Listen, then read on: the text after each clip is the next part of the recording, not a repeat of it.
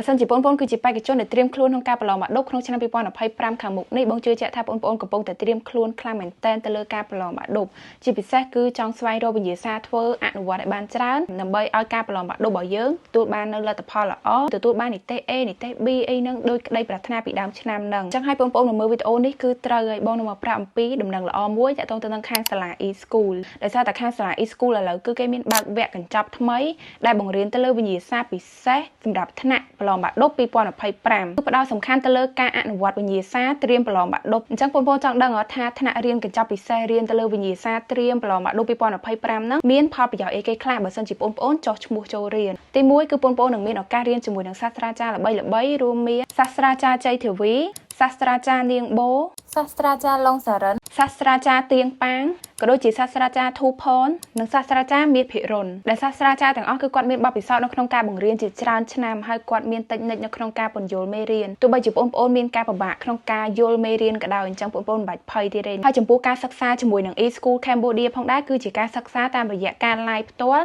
នៅក្នុង app Zoom មានន័យថាបងប្អូននឹងធ្វើការរៀនផ្ទាល់ប៉ុន្តែតាមរយៈពីចម្ងាយបងប្អូនអាចមានចង្អល់អីសួរគឺសួរភ្លាមបានតែម្ដងហើយកាន់តែមានភាពងាយស្រួលទៀតបើសិនជាបងប្អូនធ្វើការរៀនតាមរយៈការ live Zoom ផ្ទាល់ជាមួយនឹងសាស្ត្រាចារ្យហើយពេលក្រោយទៀតបងប្អូនចង់យកវីដេអូហ្នឹងមករៀនមកមើលសារជាថ្មីហើយបងប្អូនគ្រាន់តែធ្វើការចូលទៅមើលនៅក្នុង app e-school Cambodia គឺមានវីដេអូទាំងអស់ហ្នឹងហើយត្រឹមតែប៉ុណ្្នឹងក្នុង app e-school Cambodia គឺមានជាមួយនឹងវិញ្ញាសាគ្រូសាស្ត្រាចារ្យគាត់តម្លាក់ឲ្យជារៀងរាល់ថ្ងៃអញ្ចឹងយើងជាសិស្សដែលត្រៀមប្រឡងបាក់ឌុបគឺអត់មានអីពិបាកអីគ្រាន់តែធ្វើការយកវិញ្ញាសាហ្នឹងមកធ្វើជារៀងរាល់ថ្ងៃទៅប៉ុន្តែបងប្អូនកុំភ័យថាមានវិញ្ញាសាហើយអត់ចេះធ្វើតែអត់ដឹងថាទៅសួរណាគេបងប្អូនកុំមានការបារម្ភជាមួយនឹងបញ្ហាមួយហ្នឹងអីដោយសារតែខាងសាលា e-school បានគិតគូរដិតដល់ខ្លាំងមែនតើសាលា e-school គឺមានរៀបចំជាមួយនឹងគ្រូ Telegram គ្រូចាំ support យើងមកតង់ពីលើទៀតអញ្ចឹងបងប្អូនកំពុងតែរៀនធ្វើវិញ្ញាសាសុកហើយមានការតាក់មានការឆ្ងល់អាចធ្វើការសិនសួរលោកគ្រូភ្លាមបានសឹងតែសួរបាន24ម៉ោងមកការទៅពិសេសមួយទៀតខាងសាលានឹងមានការធ្វើការប្រឡង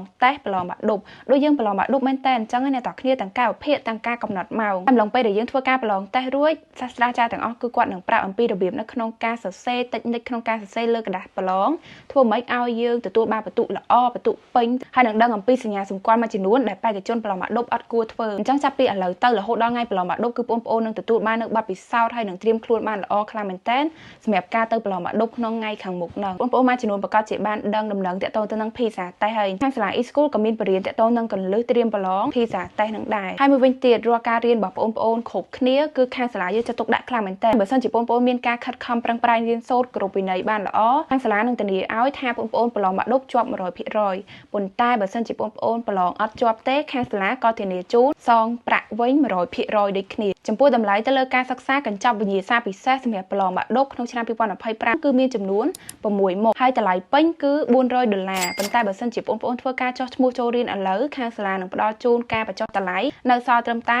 $200ទេចំនួន6មុខវិជ្ជាបងប្អូនត្រូវរាន់ចុះឈ្មោះដោយសារតែតម្លៃ